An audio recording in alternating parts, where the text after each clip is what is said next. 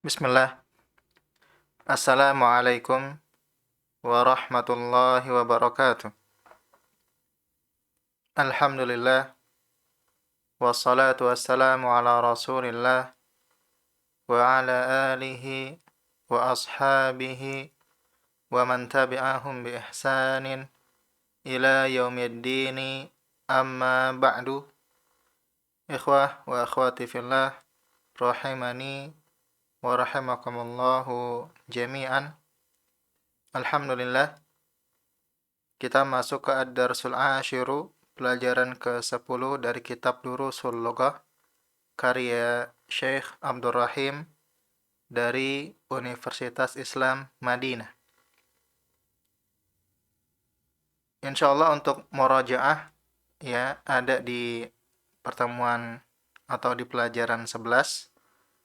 Karena di Ad-Darsul Ashir ini pembahasannya cukup banyak ya. Kita langsung bacakan saja, langsung bahas saja tanpa murajaah pelajaran-pelajaran yang lalu. Ya, insyaallah nanti di pelajaran 11 ada sesi murajaahnya. Baik. Ad-Darsul Ashiru, pelajaran ke-10. Di sini ada percakapan ya antara Hamid dan Muhammad. Kata Hamidun, man anta? Ya, siapa kamu? Kemudian kata Muhammadun, ana talibun bil jami'ati. Saya siswa di universitas. Huruf B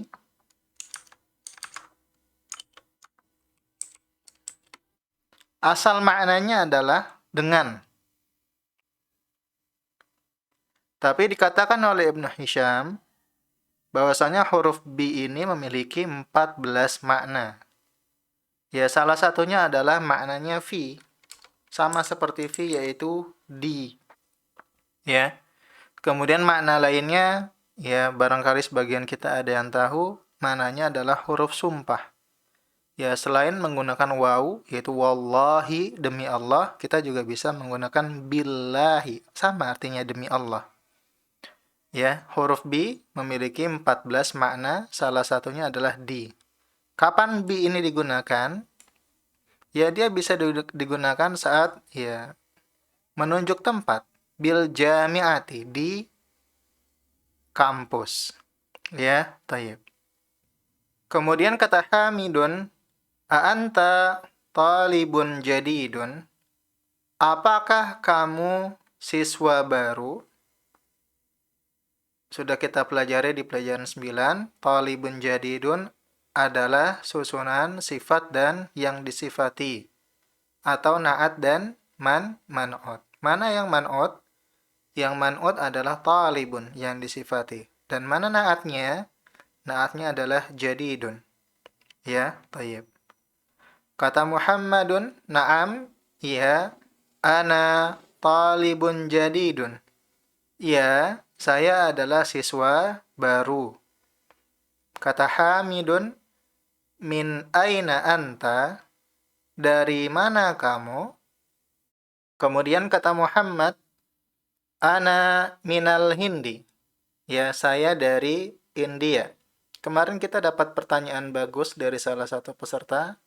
Ya, kenapa kok man ketika bertemu dengan isim yang diawali dengan alif lam jadi manil ya. Seperti di pelajaran 9, manil ladzi, ya siapa yang, kenapa kok huruf nunnya jadi kasrah, manil ladzi. Sedangkan min ketika bertemu dengan isim yang diawali dengan alif lam maka menjadi minal hindi. Kenapa tidak minil hindi? Kemudian jawabannya bagaimana? Ya, hukum asal pengharokatan untuk menghindari pertemuan dua sukun itu kasroh. Dan tidak akan keluar dari hukum ini, yaitu diharokati dengan selain kasroh, kecuali dengan beberapa alasan. Ya, intinya harokat asalnya adalah kasroh. Seperti contohnya, Sebagaimana sabda Nabi sallallahu alaihi wasallam, "Qulil haqqa." Asalnya kul, lamnya sukun, menjadi kulil haqqa. Lamnya jadi kasroh. Katakanlah yang benar, katakanlah kebenaran. Atau dalam surat An-Naba, anin naba'il azim. An, nunnya asalnya sukun. Kemudian ketemu an-naba, anin naba'i, maka nunnya menjadi kasroh. Ya intinya, awalnya hukum asal pengharokatan untuk menghindari pertemuan dua sukun itu kasroh. Pertanyaannya sekarang, kenapa min menjadi minal hindi? Ya disebutkan oleh Imam Az-Zamakhsyari, beliau mengatakan ya bahwasanya orang-orang Arab itu mengkasrohkan huruf nun pada min ketika bertemu dengan setiap huruf yang sukun. Ya asalnya seperti contohnya ya, minim ra'atin, min imra'atin, mini jadi minim ra'atin, dari seorang wanita misalnya. Atau mini benin, dari seorang bocah anak laki-laki. Kenapa pada kasus minal hindi nunnya berharokat fathah? Imam Az-Zamakhsyari melanjutkan, kecuali ketika bertemu dengan lam ta'rif. Lam ta'rif itu alif lam. Ya, maka nunnya diberikan fathah. Jadi kenapa ya min pada nun pada min diberikan harokat fathah hanya saat bertemu dengan alif lam saja. Ya, hanya saat bertemu dengan alif lam, maka nunnya diberikan harokat fathah. Minal hindi. Ya, saya dari India. Taib. Kemudian kata hamidun, mas muka. Ya, mas muka, siapa namamu? Nah, perhatikan. Ismuka ini asalnya dari kata ismun dan anta.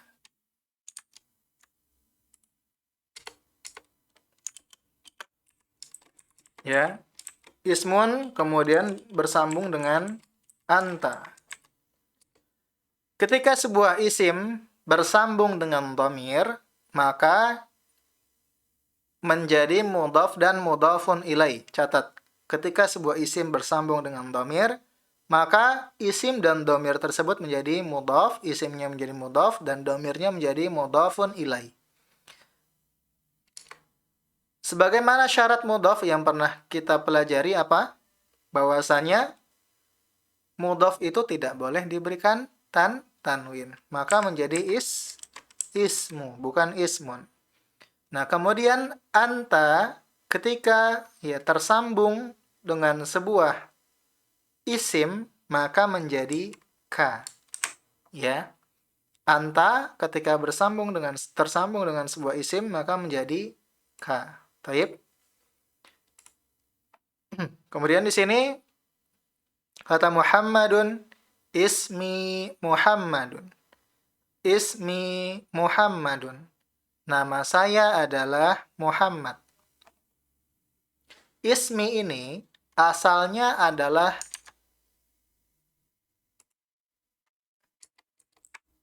ya, ismun ditambahkan ana. Ana ketika tersambung dengan sebuah isim menjadi ya. Ya, menjadi ya, seperti ini. Ya ini disebut dengan ya mutakallim. Huruf ya yang digunakan untuk orang yang berbicara. Istilahnya ya mutakallim. Ya.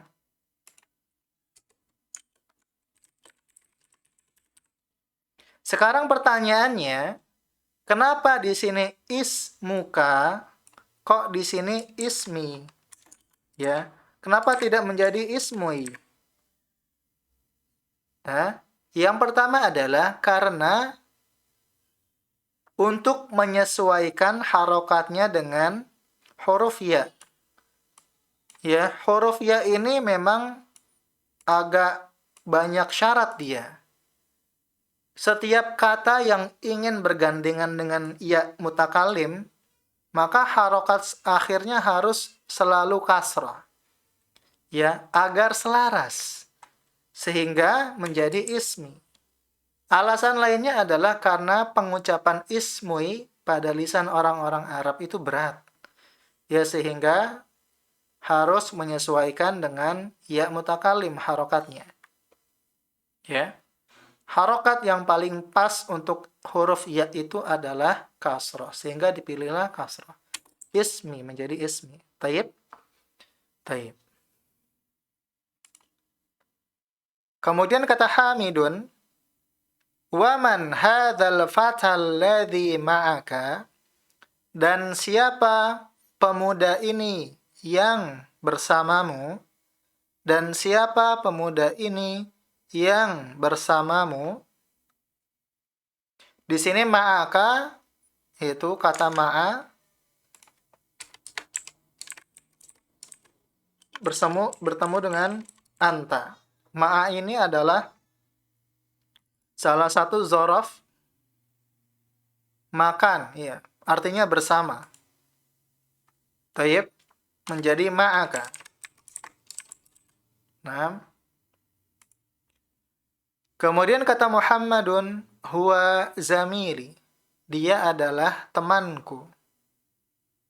Zamili kasusnya sama seperti ismi. Asalnya adalah zamilu ana, kemudian zamili. Ya, tidak zamilui, tapi zamili. Kenapa? Karena ya menuntut huruf lamnya berharokat kasrah. Taib. Kemudian kata Hamidun, ahuwa aydan minal Hindi. Apakah ya dia juga dari India? Dianya kembali kemana? Ke al-fata, pemuda. Apakah dia juga dari India? Kata Muhammadun, la, tidak, huwa minal Yabani. Dia dari Jepang. Kemudian kata Hamidun, masmuhu, siapa namanya? Di sini kata ismun bersambung dengan huwa. Menjadi masmuhu. Ya. Kata Muhammadun, ismuhu Hamzatu. Ismuhu Hamzatu. Kita perhatikan kata Hamzah. Hamzah ini nama perempuan apa nama laki-laki? Nama laki-laki. Sekarang pertanyaannya, kenapa kok dia tidak diberikan tanwin? Kenapa tidak Hamzatun? Kenapa? Karena kata Hamzah memiliki ciri mu'annas. Apa itu ciri mu'annasnya? Yaitu ada tak marbutoh. Sehingga konsekuensinya adalah kata Hamzah ini tidak boleh diberikan tanwin. Tapi tetap kita kategorikan dia sebagai isim mudzakkar. Bukan sebagai isim mu'annas. Ya hanya saja, ya si Hamzah ini menggunakan ciri mu'annas, yaitu adanya tak marbutoh, dan konsekuensinya adalah dihilangkan tanwin pada kata ini. Taib. Kemudian kata Hamidun, ma lugatuka ya Muhammadu. Apa bahasamu wahai Muhammad? Nah, di sini lugatuka asalnya lugotun. Seperti ini. Kemudian ditambahkan anta. Ketika lugotun ya bersambung dengan dhamir, maka huruf tak marbutohnya ya diubah menjadi tak maftuhah yang terbuka. Tak marbutohnya dibuka. Ya, go seperti ini. Lugotu ka. Ya. Taib.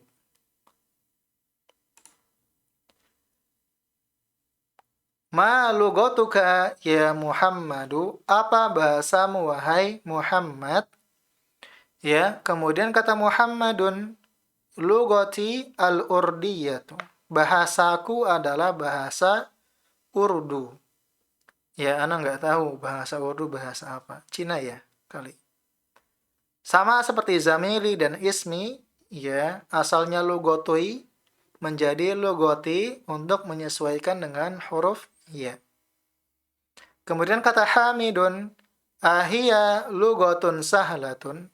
Apakah dia, hiyanya kembali ke bahasa Urdu, lugotun sahlatun, bahasa yang mudah? Ya, karena man'otnya isim mu'annas, maka na'atnya juga isim mu'annas. Kemudian kata Muhammadun, na'am, ya, hiya lugotun sahlatun. Bahasa Urdu adalah bahasa yang mudah. Kata Hamidun, wa hamzatu ma lugatuhu, dan Hamzah, apa bahasanya? Nah, kita perhatikan, hu-nya ini kembali kemana? Ke Hamzah. Dan hu ini dhamir mudzakkar apa dhamir muannas? Mudzakkar, karena hu ini dari huwa. Dan huwa itu dhamir untuk mudzakkar. Maka Hamzah, ya dari sini kita bisa simpulkan tetap dikategorikan sebagai isim mudzakkar. Meskipun dia memiliki tanda muannas, ya. Baik. Kemudian kata Muhammad, lugatuhu al-yabaniyatu. Bahasanya adalah bahasa Jepang. Wahia, dan bahasa Jepang itu lugatun sa'batun, adalah bahasa yang sulit. Nah, ini al-lugatul yabaniyatu, bahasa Jepang seperti ini. Ya. Taib. Kata Hamidun, aina abuka ya Muhammadu? Di mana ayahmu wahai Muhammad? Nah, di pelajaran 10 kita mulai dikenalkan dengan yang namanya isim yang 5 atau biasa disebut dengan asmaul khamsah. Asmaul khamsah itu adalah isim yang 5. Apa itu isim yang 5? Isim yang 5 berarti ada 5 isim di dalam bahasa Arab yang ia memiliki keunikan khusus, ya. Pada kasus ini, yaitu ketika isim tersebut berada di posisi mudhaf, maka ditambahkan huruf waw. Contohnya di sini abun. Sudah kita katakan ya bahwa isim ketika bersambung dengan dhamir dia menjadi mudhaf. Nah, salah satu dari isim yang 5 ini adalah abun. Ketika abun ya berada atau menjadi mudhaf, maka ketika bersambung dengan mudhafun ilaih atau menjadi mudhaf, kata abun ditambahkan huruf waw. Tentunya yang pertama tanwinnya dihilangkan dulu karena dia mudhaf. Jadi abu ka misalnya. Ya, ayahmu. Abu di sini mudhaf ya, dan ka mudhafun ilai. Contohnya yang biasa kita dengar Abu Bakrin. Ya, Abu Bakrin. Abu Bakar. Nah, salah satu dari isim yang 5 adalah kata abun. Ketika dia menjadi mudhaf, maka ditambahkan huruf waw. Ya, insyaallah di pelajaran 10 kita akan dikenalkan 2 dari 5 atau 2 dari isim yang 5. Ya, tayyib. Faham sampai sini? Untuk asmaul khamsah. Ya, tayyib. Di mana ayahmu wahai Muhammad? Kata Muhammadun abi fil Kuwaiti. Huwa tabibun syahirun. Nah, sekarang kita langsung dikagetkan. Baru saja kita bahas kaidah, ternyata ada pengecualiannya. Ya, dalam bahasa Arab setiap kaidah pasti memiliki pengecualian. Isim yang 5 ketika menjadi mudhaf, ya diidhofahkan kepada isim maupun kepada kata ganti gitu ya, maka ditambahkan huruf waw. Kecuali apabila dia bersambung dengan ya mutakallim. Emang ya mutakallim dari tadi banyak tuntutan, ya. Isim yang 5 kaidahnya diganggu. Harokat-harokat diganggu. Ya, harus berharokat kasroh. Maka kata abun ketika bersambung dengan ya mutakallim, dia menjadi abi. Ya, tidak ditambahkan huruf waw. Ya, sampai sini paham? Ini pengecualian untuk asmaul khamsah. Ya, abi fil Kuwaiti. Ayahku ada di Kuwait. Ya, ayahku ada di Kuwait. Huwa tabibun syahirun. Dia adalah dokter yang syahirun, terkenal. Wa aina ummuka? Nah, kata abun itu termasuk asmaul khamsah. Tapi kata ummun tidak termasuk asmaul khamsah. Ya, jadi ini harap dibedakan. Yang termasuk asmaul khamsah adalah hanya pada kata ayah saja. Tidak pada kata ummun. Ya, thayyib. Jadi ini normal. Ummun ya bersambung dengan anta menjadi ummuka. Kemudian kata Muhammad, hiya aidan fil Kuwaiti ma'a abi. Dia, yaitu ibu ini, aidan juga di Kuwait bersama ayahku.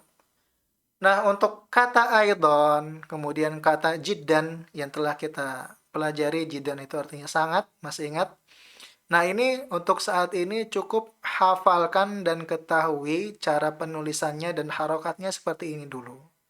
Ya, aidan diberikan fathatain, kemudian ditambahkan alif. Sama seperti jiddan. Jiddan juga di seperti ini. Ya. Jiddan seperti ini.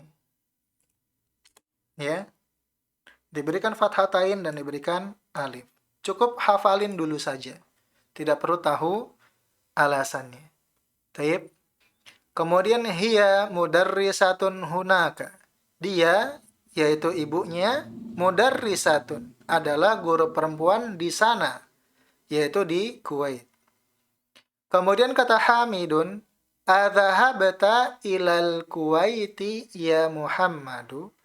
Apakah engkau pergi ke Kuwait, wahai Muhammad? Kita sudah belajar fi'il dhahaba, ya. Dhahaba.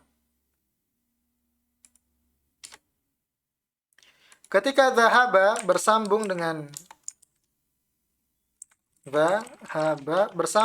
anta, ketika dhahaba, ya, bersambung dengan anta, maka menjadi dhahabta. Perhatikan, anta ketika bersambung atau tersambung dengan isim menjadi ka. Kola, mu, ka contohnya.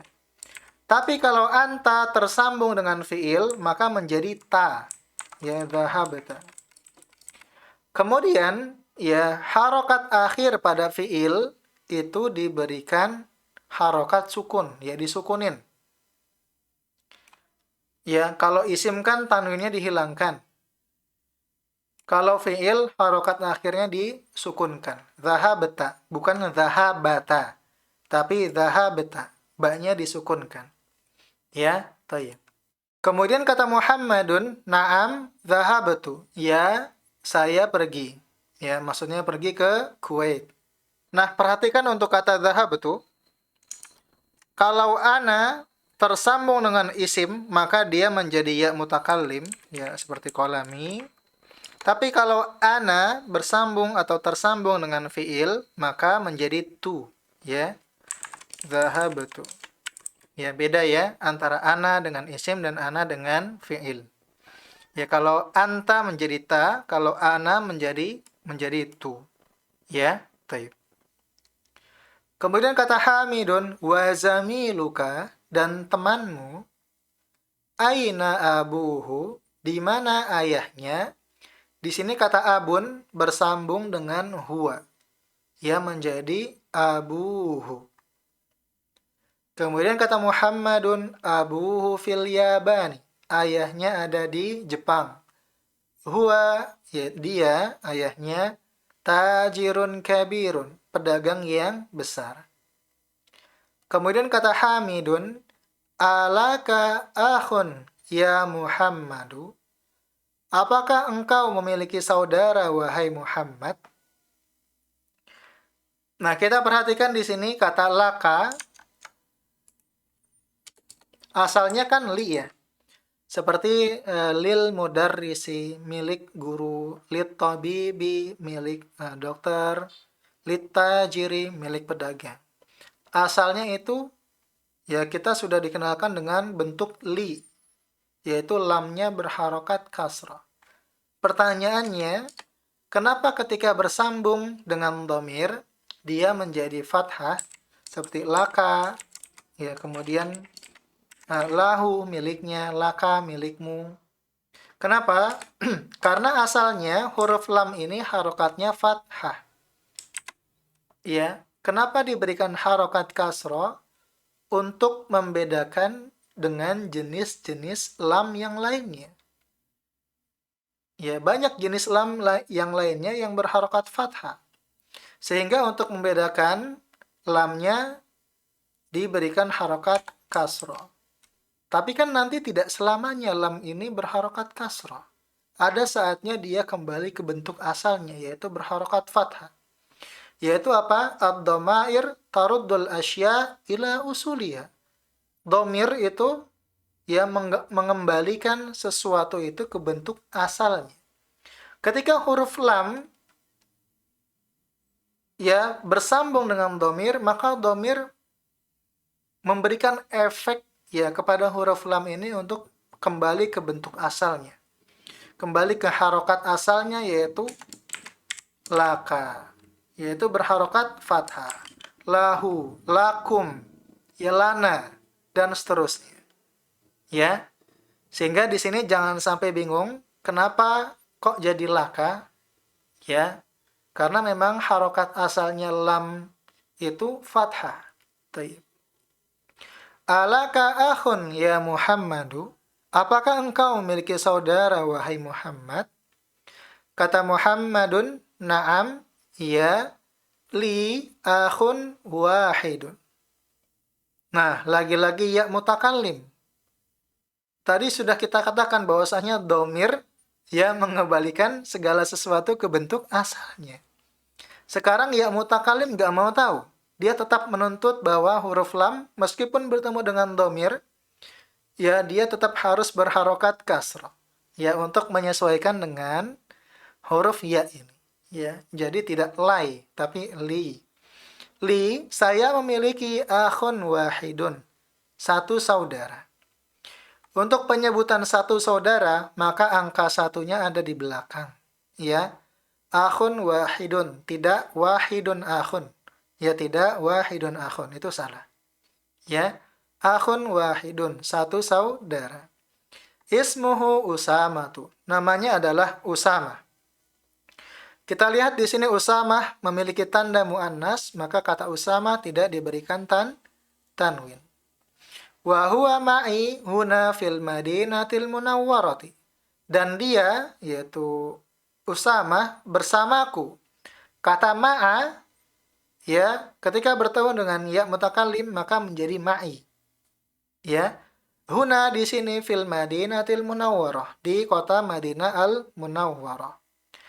Kemudian wali ukhtun wahidatun. Dan saya memiliki satu saudari. Kaidah lagi, angka yang terletak di akhir, maksudnya akhir susunan kata, maka menjadi sifat. Ukhtun wahidatun. Wahidatunnya di akhir kan. Akhun wahidun. Wahidunnya juga diakhirkan. Maka angka-angka ini menjadi sifat. Dan sifat harus mengikuti yang disifati. Masih ingat kaidahnya? Salah satunya adalah mengikuti jenis. Ukhtun ini perempuan. Mu'annas. Ukhtun artinya saudari. Maka kata wahidun harus menyesuaikan jenisnya. Sehingga menjadi wahidatun. Ya ditambahkan tak marbutoh. Taib. Kemudian ismuha Zainabu. Namanya adalah Zainab.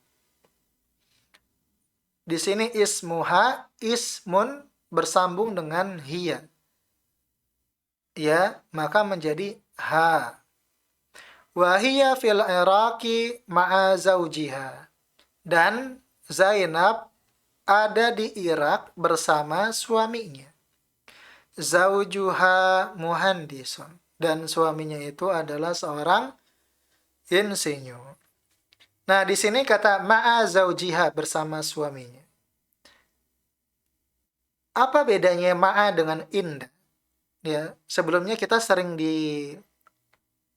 diperlihatkan indal mudiri di sisi kepala sekolah. Contoh, al-mudarrisu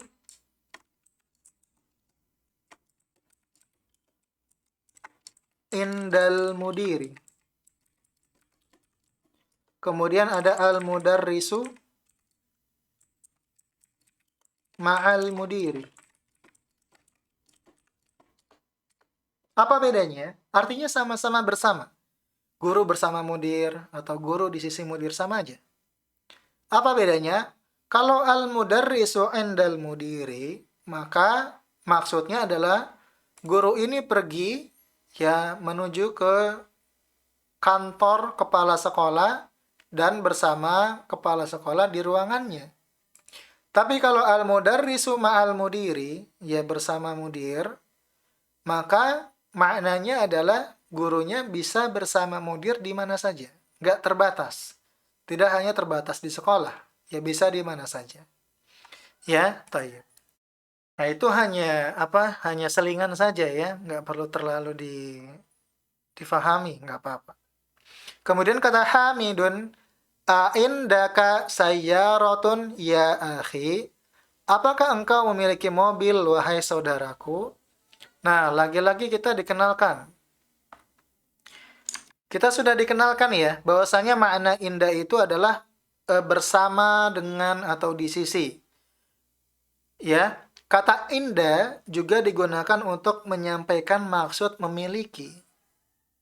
Ya, maka di sini dikatakan A'indaka sayyaratun ya akhi, apakah engkau memiliki mobil wahai saudaraku?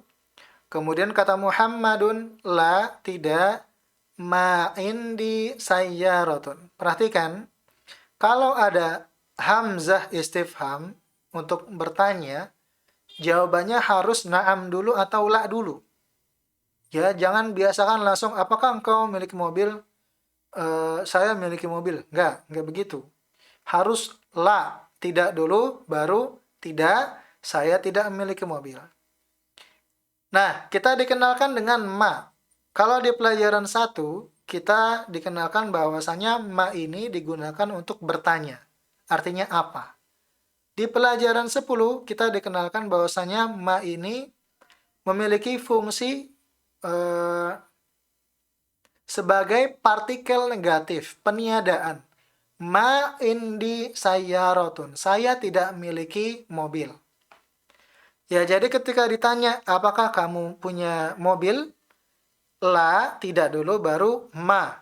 La, baru ma. Tidak, saya tidak memiliki ma indi sayyaratun. Bukan la indi. Ya, tidak. Tapi la ma indi. Ya, tayyib. Sayyaratun, mobil. Kata inda ketika bertemu dengan ya mutakalim maka menjadi indi. Kemudian indi darajatun, saya memiliki motor. Bisa diartikan saya hanya memiliki motor, seperti itu ya. Hamzatu, si Hamzah tuh dia yang punya mobil. Baik, kita masuk ke tamarinu, latihan-latihan. Ajib anil as'ilatil atiyati, jawablah pertanyaan berikut. Di sini silakan dijawab, ya, jawabannya bisa sesuai dengan buku, atau bisa ngarang sendiri, nggak apa-apa. Yang penting kaidahnya benar, ya. Tayyib. Nggak perlu ana artikan ya, kayaknya sudah ada semua kok insya Allah. Ya, bila tidak tahu artinya, dapat bertanya di grup, ya. Tayyib. Aqulu qawli hadha, subhanakallahumma bihamdik, Asyhadu an la ilaha illa anta astaghfiruka wa atubu ilaik. Assalamualaikum warahmatullahi wabarakatuh.